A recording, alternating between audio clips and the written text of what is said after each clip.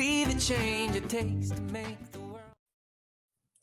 Hi there, I'm Carrie Ellis, author of 21st Century Superhuman. And this is a 21st Century Superhuman show. This is an update from me, and amazing, amazing things have gone on the last few months.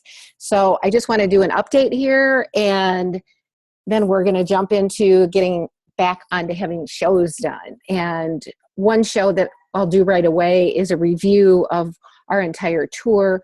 I just got done with 3 months on the road in the United States, Canada, even Mexico, with bringing plasma to North America. And it's been an amazing journey. What was really fun about it is that there were people everywhere, groups of people who came out who loved it and were so excited and said, "You're giving us hope." And one of the fantastic things that I see about this plasma energy is that it is tools that come from the source field and teach us how to live in a more amplified state in this world.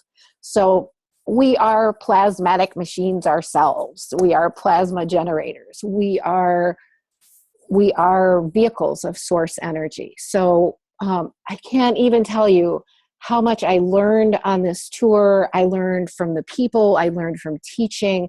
It was just an ongoing process. And Whitney Fisher taught with me for most of the tour. The last little bit of it I did by myself. And I put her on a plane in Denver, and then I continued and did a couple of more programs after she left.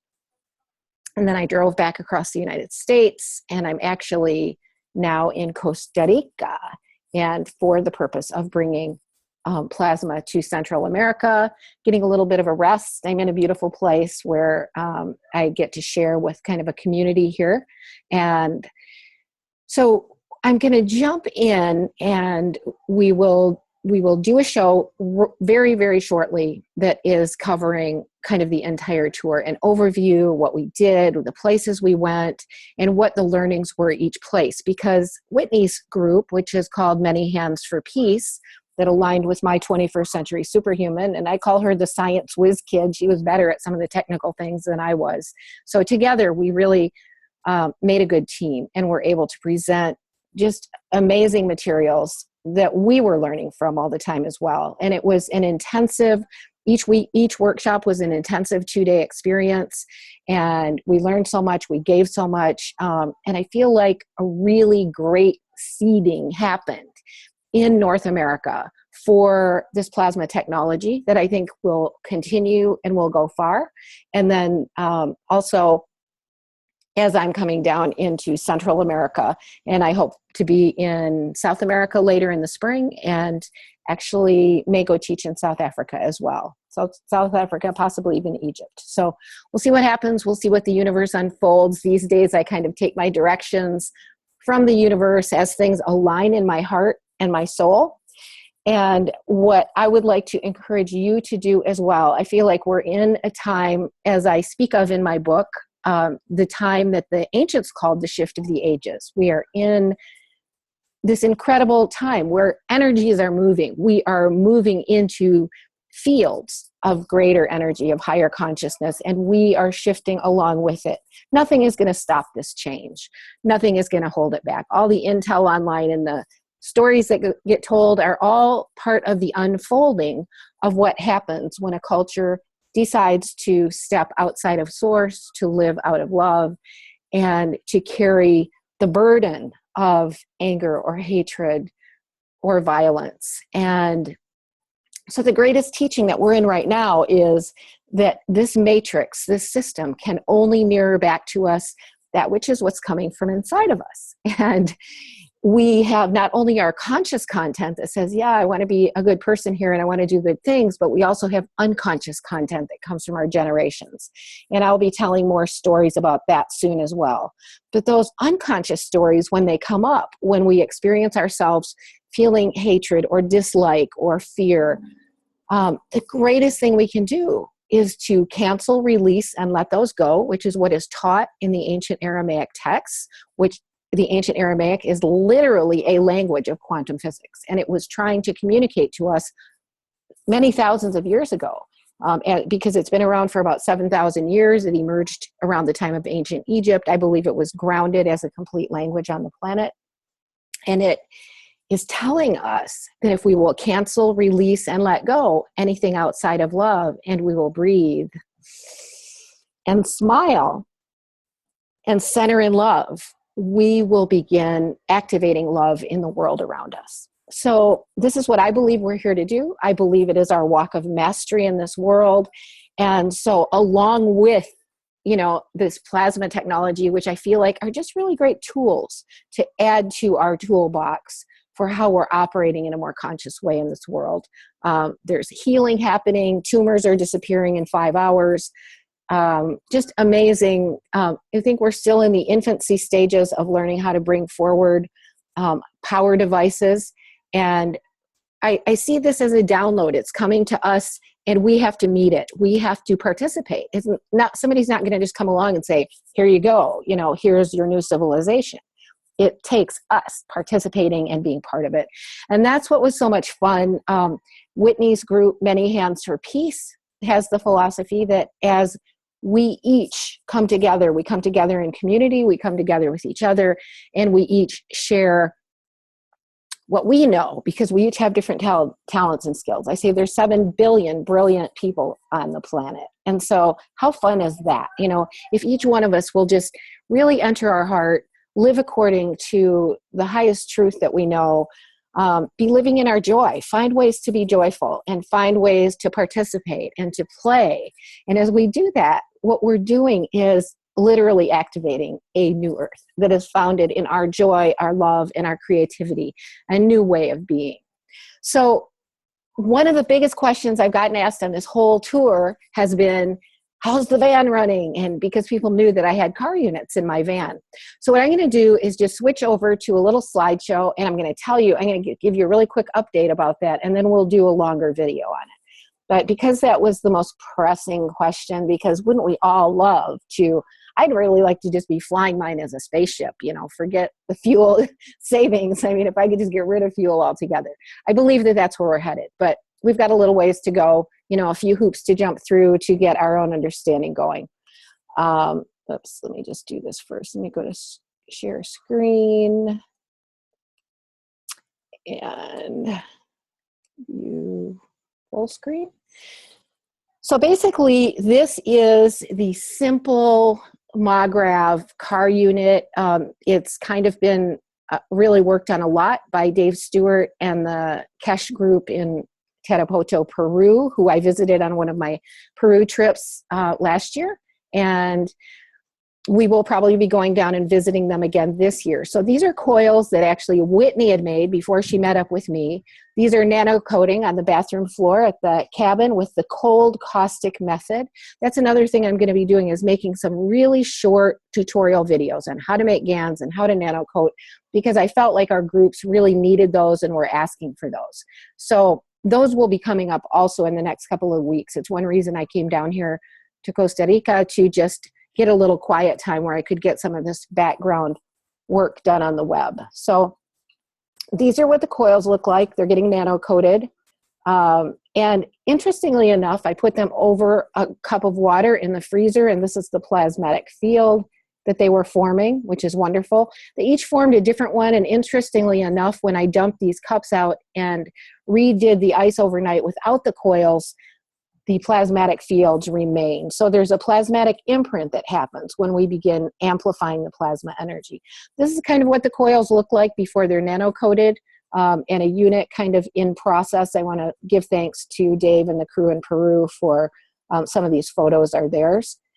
Again, once nano-coated and the wiring is going in, I went out to California after I dropped Whitney off and spent time with Jackie Fig and her amazing crew out there, a bunch of brilliant, brilliant people who have learned a lot of interesting things about sovereignty and that subject, which I will be doing some videos on soon as well. How we can learn to begin freeing ourselves from some of the old ties of this ancient, call it a slavery system, but we're ready for more freedom to flow and get us beyond some of the economic boundaries that we have. So these are kind of the the two ends of the car unit getting made. The coils are nano-coated, one set of coils in each end cap, and there's a little central sun of GANs in there, and then these get put together with the wiring coming out of them. Okay, I'm not going to go into that anymore. I'm just going to tell you, I'm going to show you so I was running this car unit, not this particular one, but one that looked just like this. And I also ran this car unit, which was given to me by one of the guys at the Keshe Foundation in Arizona.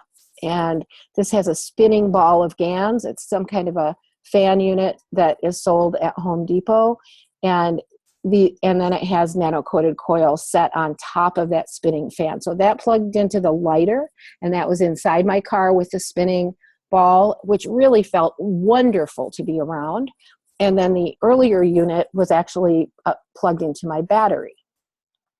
This is another unit that I did not run, that we ran across in Washington, and it's a little more complex, and I think it would be really interesting to run one of these as well.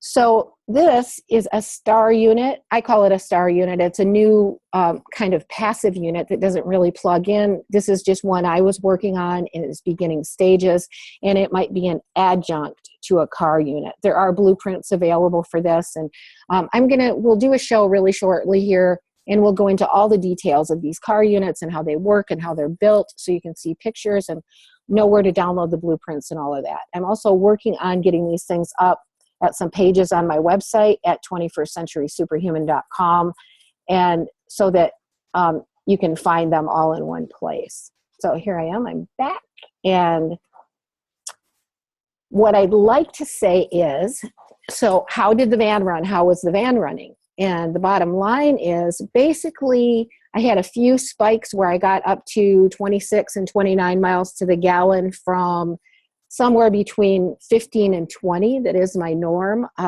Mostly I ended up around 20 or 21 miles to the gallon. So it wasn't a huge improvement, but it was a small improvement, and there were inconsistent spikes. One of the most important things, one of the really cool things that I got to do as I was traveling was I had downloaded a whole lot of the Knowledge Seekers sessions, so I could listen to those when I was driving. And as I listened to those, what I got was a really I just encourage everyone, go to YouTube, look up Knowledge Seekers, and listen to those broadcasts. If you really want to learn, if you have a little bit of a scientific mind and you're hungry and you want to know the details of this, it's the best place to learn. It's where I've learned. I've spent the last year listening as much as I could.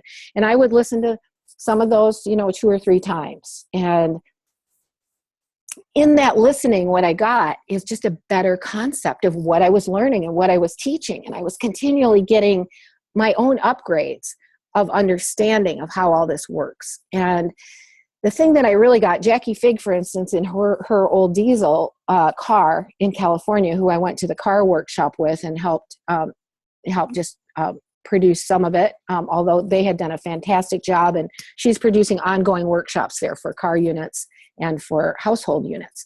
But it's in Southern California outside of LA. But she has gotten from 25 to 35 to 50 and 60 miles a gallon on her older diesel vehicle, which does not have a computer in it. So there's a number of things that we have to deal with. Some of them are computers in the more modern cars. The other thing is, even if we have a unit, and I've learned this from listening to Mr. Keshe over and over, even if we have a unit that is producing a lot of plasmatic energy, we still have to have a way to send that energy into our devices.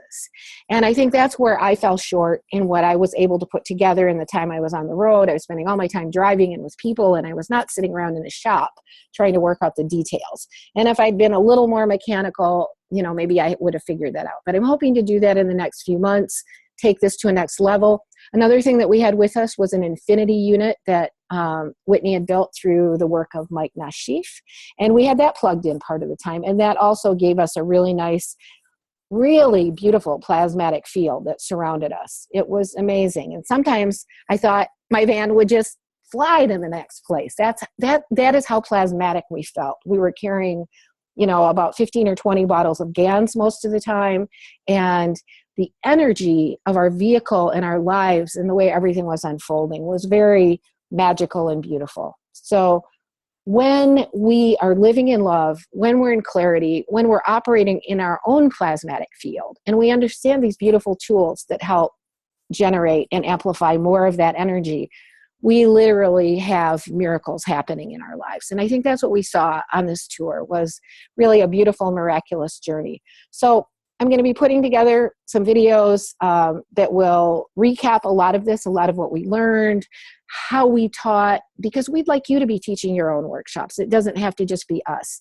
And so we'll be putting together outlines and the supplies that we use for the teaching. Those will all be available at 21stcenturysuperhuman.com on some special pages set aside just for that purpose, and where you can find all the links to the Keshe Foundation, because now there's an agricultural teaching program. There is a medical teaching program. The country Ghana has signed on, and is their medical teams, their scientific teams, they're working on AIDS, malaria, and cancer. They're inviting people to come there to get their treatments with plasma. And we're really kind of on the brink of this really taking the next step. And it's super, super exciting. So the end of my little story here before I jump off, I want to keep this really short, is how I was rescued by Superman. I've been having a lot of premonitions lately. It's like I know things before they happen almost all the time. And, and I'm getting more familiar with that when I'm learning how to recognize it when it's there. So what was really cool, and I attribute some of that to being surrounded by and having my field amplified by these plasma tools as well. It's a mutual process. So everything in my life is more healthy, more vibrant, more alive, and creativity, life force, joy of life, connecting with people, connecting with what we're bringing forth on the planet are all just emerging at a greater level. So before I left California, actually long before I left California, in fact, before I dropped Whitney off, I just had this inkling that something electrical was going to go wrong with my van before I got home, before I got back to Florida, and which is where I call home right now.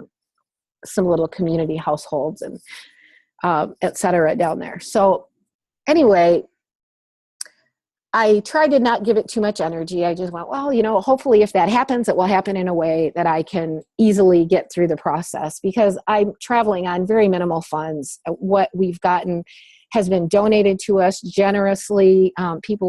We had a price for the workshop, which was $99 for the weekend. But if people could pay that, they did. If they couldn't pay anything, they didn't. If they could just give something to help the journey keep going, and we stayed in homes and had food, and there was enough to go the next step. There was enough for me to drive back to Florida and take this next step that I'm on, and Whitney as well. So we're so grateful for that, and so grateful for every person who contributed to make this journey happen. So I'm driving back, and I sort of know that something is not quite right, but I'm not sure what it is. And so I just keep driving, and sleeping at national parks or campgrounds or rest areas. And I sleep this last night outside of Mobile, Alabama, near Mobile, Alabama. And I get up in the morning, I start the van, and I drive to the next gas station, pull into the gas station, pull up to the air tank to get air in one of my tires. And when I went to turn the van back on, it wouldn't do anything. It was just such an amazing way the angels of light, or angles of light, came in, because I was aligned with my soul. I was aligned with my heart. I went, well, you know what? The universe has this under control. Everything is already taken care of. And so the lady in the gas station was really nice. This is Sunday morning in Mobile, Alabama.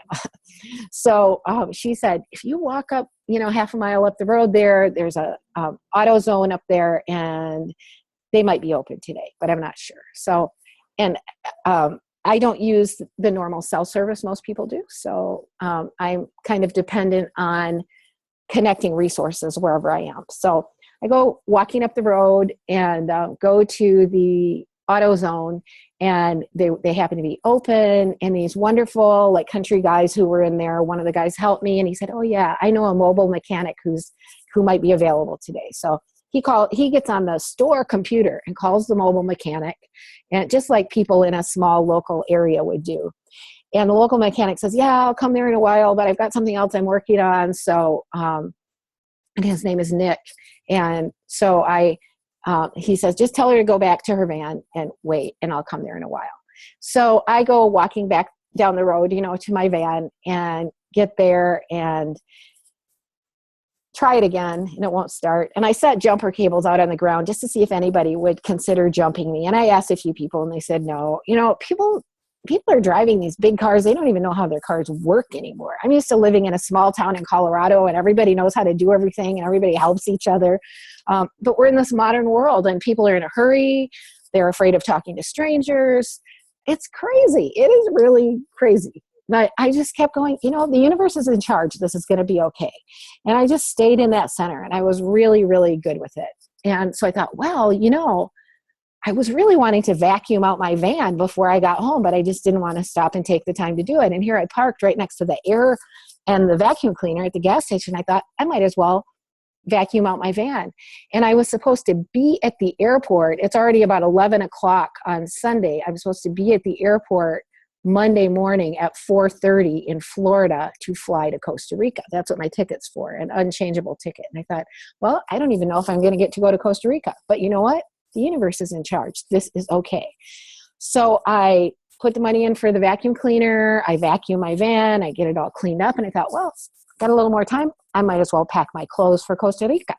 So I get in there. I only own a couple of bags full of clothes. So I sort them all out. Some are for warm weather. Some are for cool. So I sort them all out, and I stuff everything in a bag for Costa Rica. And I actually just got done with that. And then this older white car pulls up, and out jumps this young kid. And I'm like, are you the mechanic? And he's like, yeah. And this kid, believe it or not, has got a Superman shirt on. And I'm like, oh my God. And he's got a Superman emblem on his hat. It's like an old raggedy shirt, and he's got grease all over his hands. And I said, do you realize I wrote a book called 21st Century Superhuman? And he was like, oh my God, that's amazing. So he tried to jump my van. It wouldn't jump. I didn't think it would. And then we looked for the starter, which was under the seat because it's a 94 Toyota Previa van. And I said, I used to live with a guy who told me once that if you tapped on a starter that wouldn't start with a hammer, it might start because things inside would just move if it wasn't completely burned out. And he said, yep, I'm just getting ready to try that. So he pulled out a crowbar and a hammer, and he taps on my starter a few times, and I'm turning the key, and boom, all of a sudden my van started up. And I said, I'm supposed to be at the airport tomorrow morning at 4:30 in Florida. And he said, well, I would make a suggestion to you. Drive all the way over there and don't turn your van off. Stop and get gas. People don't just blow up in the gas station. Stop and get gas when you need it, and just drive all the way there without turning it off. And I was like, God, what a great idea. I said, that is brilliant. And he said, now, you know what? It'd be really nice if you had a starter you could carry with you so that, you would know if anything, if the van did quit, you would have the starter with you. And he said, guess what?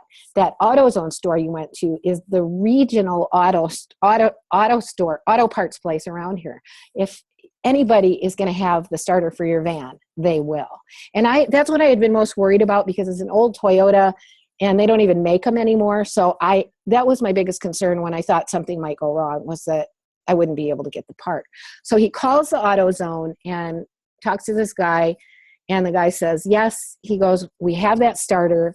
And Nick says, well, give it to her at my cost. And Nick says to me, it's going to be $110. And I go, $110? I thought it was going to be like $400 or something. And he's like, yeah, $110. And I'm like, oh my God. So, and he said, when you get home, look on Craigslist for a mechanic, and you'll find somebody who will do it for you for less, and they'll do a great job. And I was like, what a brilliant idea. I wouldn't have thought of any of this stuff. So, the angles of light, the angels of light were in place. The angles of light, because I was aligned with my heart, my soul. I was at peace. In the beginning, I thought to myself, I could blame Mr. Keshe or the Keshe Foundation, you know, maybe me putting those car units on pushed my old car parts and made them, you know, because they were already kind of fragile, decide that they weren't going to work anymore. But I thought, why would I do that? Why would I blame anybody? I decided to put the car parts on. I decided to enjoy the experience of the experiment. I decided to participate. So, you know, I worked through those layers in myself of thinking, is there somebody I can blame or be mad at or be afraid I'm not going to make it to my plane? You know, that's this walk of mastery. How do we walk in our own heart, soul, source field, plasmatic experience? That's what this walk of mastery is about right now. So anyway, this amazing young man with a Superman shirt on rescued me. And I just say I got rescued by Superman. How cool was that? So I went to the car parts store, and Ken, who I used to teach with, says, when we really change this old system, the matrix starts responding. And sometimes we'll see helicopters fly over or sirens go off. This is our Jedi training that we do at 21st Century Superhuman. And so I walk into the car parts store, and all of a sudden there's a phone ringing on a loudspeaker, and it's just like ringing and ringing and ringing. And there's only like 2 guys at the counter, and the guy Jack I'm supposed to see is nowhere to be found. And there's a few customers in there, but it's like I'm in this place and there's just like quiet chaos going on. And I went, oh, we just glitched the matrix. This is really good. So we literally set up a new creation, set up new timelines, set up a timeline that could get me home and get me onto my plane, despite the fact that my starter quit. And if I'd, it could have stopped where I was out in the middle of nowhere where I slept the night before. B, I could have had to go to a regular garage on Monday and waited. I mean, there's so many other scenarios that could have happened. But because of my internal state, I shifted the scenario. That's what I believe. That's how I believe this really amazing quantum world works and how we're operating in it in better ways. So anyway, I just wanted to share that story because it's such a cool story.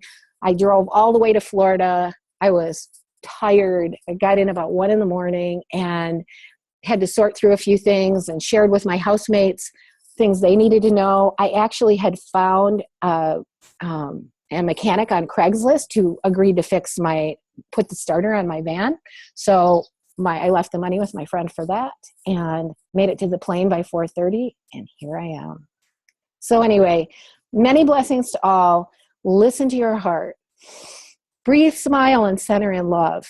Get involved in this plasma technology. It's really an amazing way to amplify your life, to bring all kinds of tools to us that range from healing to disaster relief, water purification.